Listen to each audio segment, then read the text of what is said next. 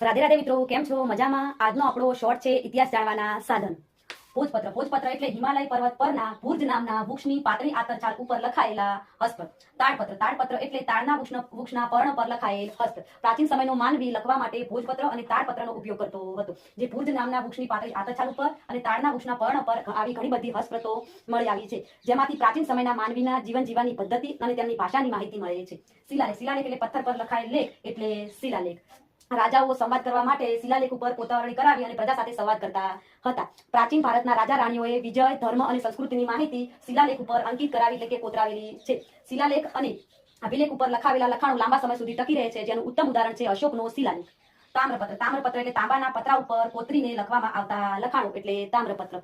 રાજાની દાનની માહિતી અને તેમની વહીવટી માહિતી તામ્રપત્ર ઉપર કોતરીને લખાવતા હતા. ગુજરાતમાં સૌથી મોટી સંખ્યામાં તામ્રપત્ર મળી આવ્યા છે. Thank you for watching video.